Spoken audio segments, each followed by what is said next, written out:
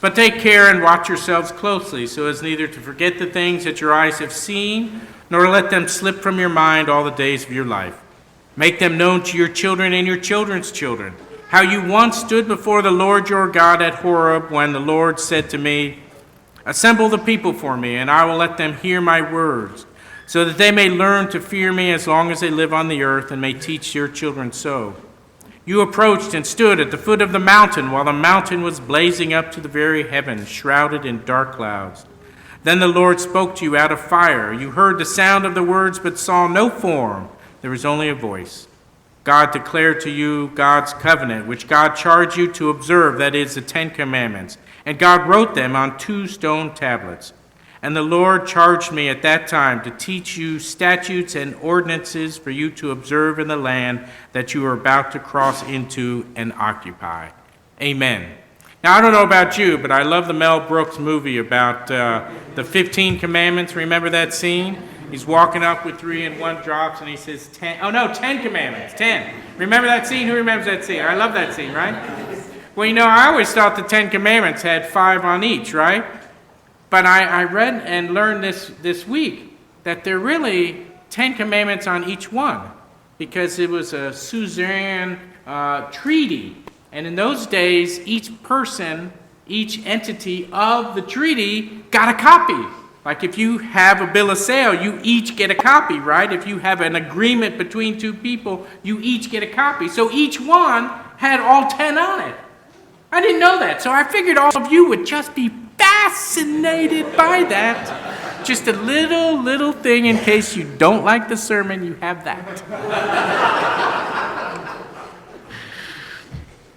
Our New Testament reading is from the book of Matthew, chapter 19, verses 13 through 15. Then little children were being brought to him in order that he might lay his hands on them and pray. The disciples spoke sternly to those who brought them. But Jesus said, let the little children come to me, and do not stop them, for it is to such as these that the kingdom of heaven belongs. And he laid his hands on them and went on his way. When I was a little kid, I was a little active, and our family went camping. And I remember going to Glacier National Park, and we hiked this trail called the Garden Wall. Anybody been there? Garden Wall Trail? Oh, great trail. It's right on the edge. It's right out of Logan Pass. But it's a little dangerous. It's a little narrow. And I was probably 6 or 7, and my mom wanted to hold my hand the entire way. But I had an older brother and an older sister, and I wanted to be in front. And so I would dodge and go around them on this little narrow trail. Now, you think it's a little narrow trail, and it's always cute and everything. But on the left-hand side, as you're walking, is about 1,000-foot drop. And it's gravel, and sometimes you go over ice and snow. And if you slip, you still fall that far, right? And so my mom was crazy nervous. But I didn't care at all, right? So I just wanted to be in front. And luckily, I'm here, so I didn't fall, which was fantastic. But 3 years ago, we went there with Margaret, right? It's fun when history comes back to haunt you, right? Because we're sitting there and I'm trying to hold her hand as you're holding the chain so you don't fall down this one thing. And she is darting in and out and wants to beat Nicholas down the end of the trail. And I'm pulling my hair out because I just have visions of her falling 1,000 feet and dying. And my mom saying, see what you put me through?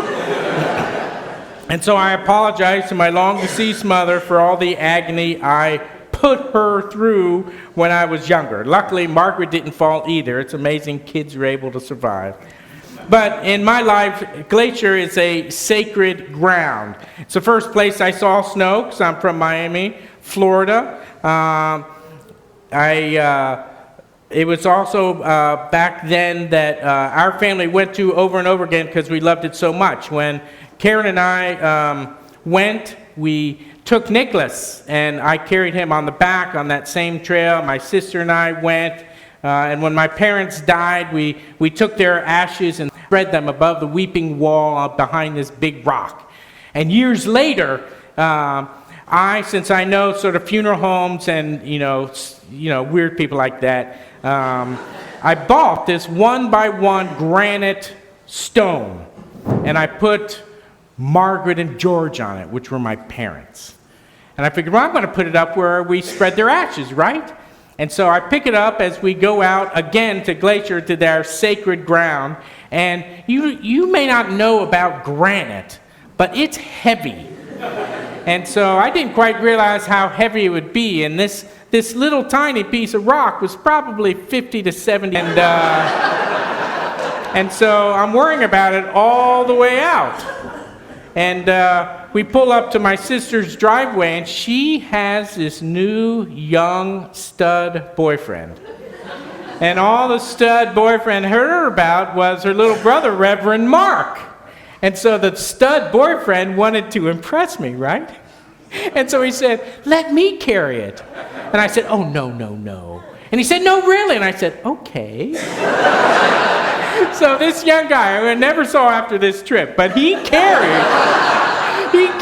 that all the way there, and we planted it. And every time we go by Glacier, we have all these stories of our family that we tell about the moose, about rivers, about animals we saw, about experiences we've had. It's an important place in our lives.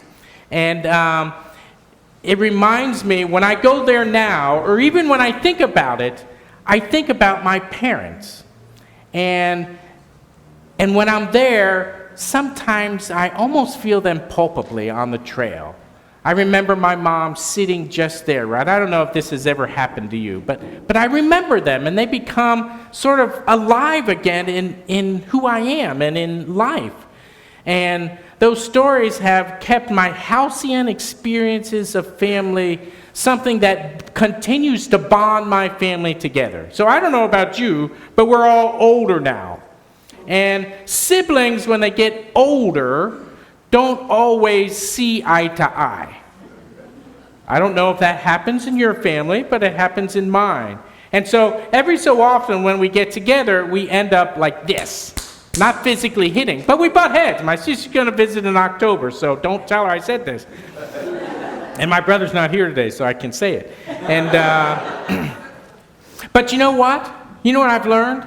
If we're at a place like that and I say, oh, remember that time in Glacier when we did this? And you know what happens? Boom, done. We say, oh, yeah, and then they would say, oh, yeah. And all of a sudden, like, we're getting along like little kids again. Because Glacier has that power in our lives to bond us together. Glacier reminds me of who I am and where I've come from. And now, as Nicholas and Karen and Margaret and I have walked that same trail, I share with them all the stories. I'm sure they're sick of them, right? But I've shared all the stories so they can get a flavor and almost experience my parents in a way. And plus, they know exactly where I want my ashes to be spread, right? They're going to have to walk 14 miles to spread my ashes in the middle of a wilderness area. It's going to be fantastic. And you know, I'm old enough that I'm a little sentimental. And so when I think about this, I think about Nicholas and Margaret sitting on that big rock above the Weeping Wall bend of that Going to the Sun Road, about a half mile up from there, and sitting on that rock and spreading my ashes and telling the stories that I told them. Oh, I just get a warmth in my heart thinking about that. It's a classic tale of passing along memories. But at its heart, I'm really passing along the presence of my family, of my mom and my dad, and of me someday. And not only that, but passing along the love that we shared, because we all see that time as the best time in our lives. Now, the same thing is true with the Deuteronomic tale today. You knew I'd get back to Scripture, right? Did you know how I was going to get there? It's the same thing. Moses is long gone. Even the generation who stood at the edge of the Promised Land is long gone. And they're trying to reconnect with the old and best feeling of when the people felt connected to God and when they had a purpose in their halcyon days as a community when they were young. And they look back to it, and when they look back to it, they sense the presence of God in their lives. And so God said, you can't forget this. You have to remember the time when Moses was out in Mount Horeb, and remember, and the people were there, and the fire was going, and God spoke to us, and it was like God was an old friend. And that experience between Moses and God united them as a people, as a family. It's a story that formed Israel and is a community of faith, an experience that later generations draw from. All of our families have that. I have that with Glacier. I'm sure all of you have it in different ways. It's a narrative that makes God and Moses and the people come to life in palpable ways. And the story of Mount Horeb and the giving of the law and the creation of the covenant reminds folks of who they are and where they came from. And I'm sure every time they went by Mount Horeb, they said, that's the mountain. That's the mountain where Moses got the law. And it was sacred ground. They shared the old stories for hundreds of years. And all of it allowed the very presence of God to come alive. This text today passes along those memories, but it's at its heart. It's passing along the very presence of God. And it's passing along the love God has for people. We often see God as this powerful, awful, scary, old guy in the Old Testament. Okay, I'll say guy because it's the Old Testament. What the heck? But this text and the law, when they get that law down to its essence in the Old Testament and the New Testament, you know what they say it means? The law. From on high with a fire and power. You know what it means? It means that God, you should love. So in the Old Testament, when they get all of that and they put it together, that's what it means. It's called the Shema. And that's what Jesus says it means in the New Testament. And so every so often, I like to go back to the beginning and just remind us why we're all here. Because we got kids coming in today.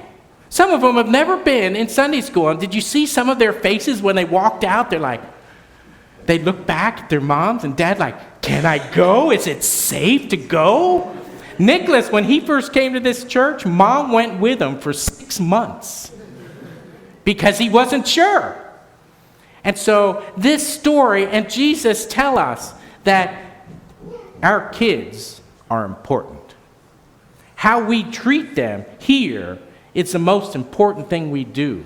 We bring them here because we want the value of God's presence and God's love and those values in them.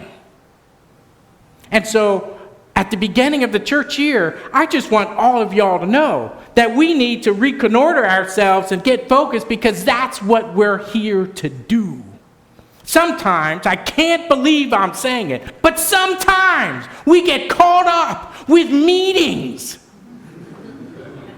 and things that we have to do in the church, like all of this, right?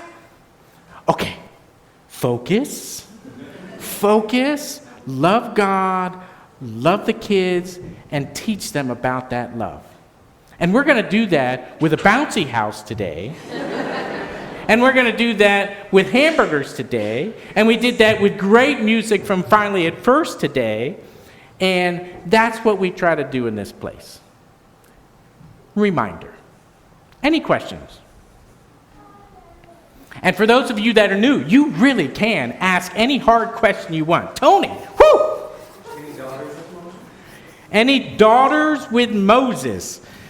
Well, it's very good to have a biblical witness that we can draw from in good ways and bad. And so there are women in the Bible that we will talk about that are powerful and leaders and put men to shame all the time, but not in today's text. Sorry. Any other questions?